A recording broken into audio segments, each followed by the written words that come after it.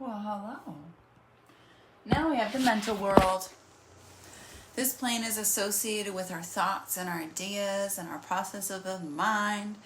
It's the realm where the mental forms exist independently of physical matter and where our concepts and intellectual constructs reside. This world can be seen as the blueprint behind the tangible, influencing innovations, creations, and the evolution of ideas. This is where Mercury lives, and Gemini. Hi, Gemini. Do I have any more Gemini risings out there? No? All right. So this next world is the mental plane. And the nature of the mental plane is where we're going to start. So the mental plane, according to Heindel, is characterized by activities of the mind that involve reasoning and intellect, and the mind's higher operations beyond mere emotional and desire impulses from the astral plane. Remember, astral equals emotions, same thing. It's a realm where thought forms exist in a more concrete and substantial way than on the physical plane. More substantial than physical? I know. But thoughts live in thoughts, so that makes sense. So let's talk about the function, the importance of the thought form. So let's discuss how the mental plane thoughts are not abstract concepts, but they actually have form and substance. And in Heindel's view, every thought generates vibrations in the mental plane, forming shapes and colors influenced by nature and quality of thought.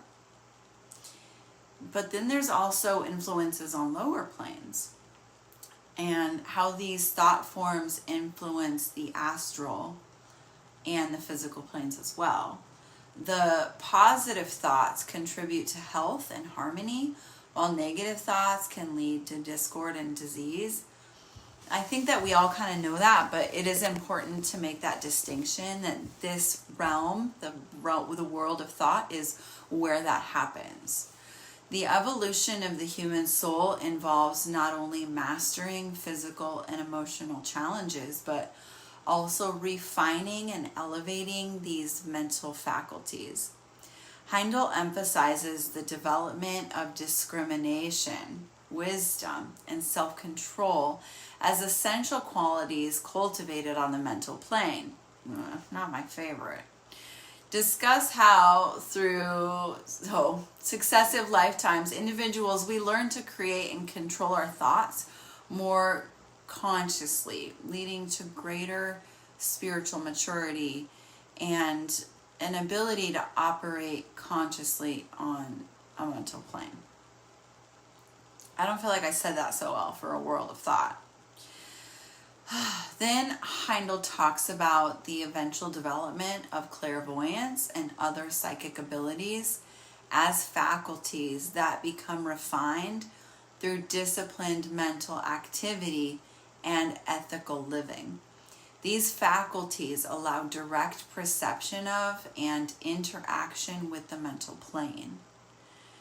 Now we're going to explore the concept of creative visualization, where adept individuals can consciously shape their realities and influence the physical world through powerful, focused mental thought forms, like on a mental plane.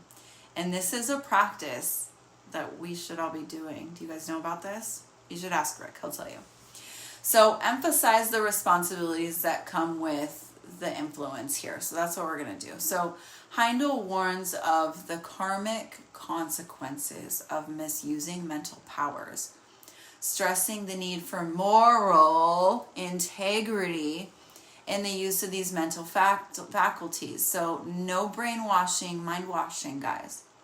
We're going to discuss how thoughts are real forces that impact the collective consciousness and the importance of contributing positively to the mental environment of humanity. So yeah, it's not just us thinking here. We're thinking for everybody. So be kind with your thoughts and be responsible. Because it's a world, it's a whole world of thought. And often it's central in various esoteric and philosophical teachings, including Rosicrucianism and Theosophy. And they all refer to non-physical planes or dimensions where mental processes and thought forms exist independently of the physical brain and are instrumental in shaping reality. Here's a detailed exploration of these ideas, if we weren't being detailed already. I like how that sun is going in, but it's kind of messing with me. So now we're going to talk about the nature and function of the mental world. It's typically described as a realm where thoughts and ideas exist as tangible entities. It's a level of existence that transcends the physical and emotional planes, operating with its own laws and dynamics.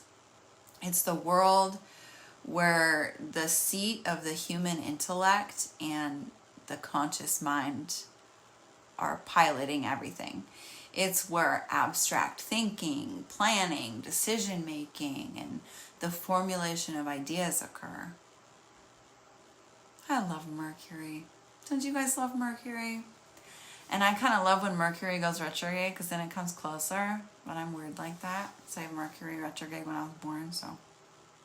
Alright, enough about me. Composition.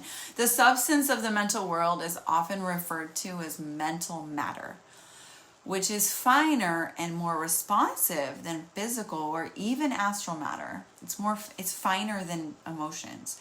This matter vibrates at a higher frequency and can be shaped by intention and intellectual activity. So if you're giving something thought and you give it more thought, it'll exist brighter. Inhabitants. Oh, what are we talking about now? What did I say? So not only humans have thoughts. There's also other beings that have thoughts, like angels or advanced spiritual entities, whose evolution has taken them beyond the need for physical incarnation. So we're not the only ones thinking here. So be nice. And if you're thinking something, think, well, am I thinking that, or is that thought coming from somewhere else? Because we live in a world of thought. It's like thought soup. The world of thought can be considered a specific aspect or subdivision of the mental world, particularly focusing on the creation and existence of thought forms. It encompasses both concrete thinking, related to the physical intermediate, and abstract thinking, ideas, concepts, higher understanding, right? So if you're focusing on the etheric plane, you're using your abstract thinking. So then we have thought forms. Let's just talk about thought forms. Okay, so in this thought form, there is this psychological phenomenon are real constructs that can affect the emotional and physical planes. These thought forms are generated by individuals and collectives existing around us like clouds of energy. So one story I like to tell is one day I was driving in this neighborhood and I suddenly wanted coffee, and I pulled up and there was a coffee stand right there, and I had never been there before. Was it my thought, or was it a collective, right? Does that ever happen to you guys? So in this world of thought, it's crucial for the process of visualization where detailed and focused thoughts can lead to material manifestations. Practitioners of various esoteric traditions use the disciplined power of thought to manifest desires or solve problems and achieve spiritual insights. And if you're doing your morning meditation, like we should be doing in the fellowship, this is where we focus on, we do just that. So this world is closely linked to spiritual development. As one evolves spiritually, the ability to perceive and consciously interact with the world of thought increases, allowing for more deliberate engagement with and the creation of positive construct forms. So the more you use it, the more it grows. It makes sense, right? I think so. But then we again have to circle back to those ethical considerations with the understanding that thoughts have tangible effects in the mental world. And it comes with a responsibility to maintain of purity. So don't send somebody a thought, don't start thinking about something that's negative, because it's going to manifest in their environment as disturbance or negative patterns. I deal with this all the time, people sending me things. It is so annoying.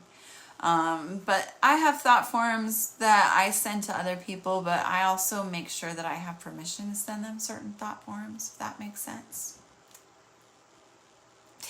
And this is where our intellect and ideas are paramount, transcending to physical limitations and playing critical roles in the evolution of consciousness.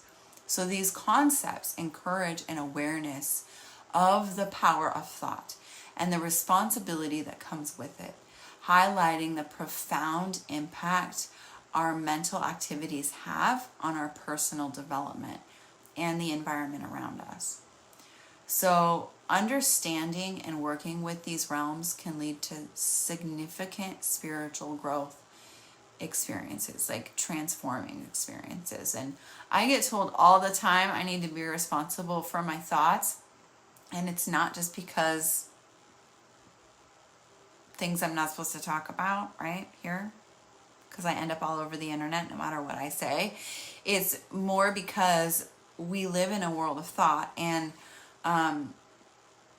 I practice this all the time, and those of us that practice it have this greater responsibility. We have a greater responsibility. We have a responsibility here on earth to not only think for ourselves, but think for the collective. So when we are doing this right here, when we're thinking about these higher ideas and when we're talking about these things, we are actually raising the vibration of the entire collective by us getting together and giving this focused thought. And that's why doing your lessons is so important, because it's raising the vibration in not only yourself, but in humanity, right? It's not only about us. How many times have I heard that? It's not only about you, Jade.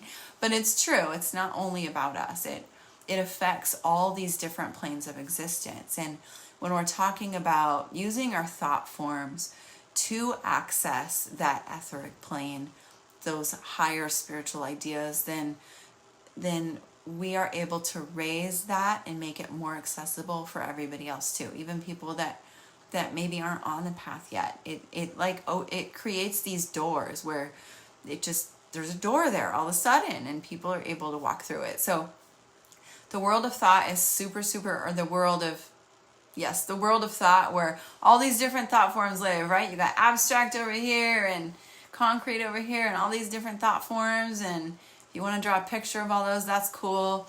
Okay, we'll go on to the next world. Again, if you have any questions, bring them to club, because we'd love to hear your thoughts.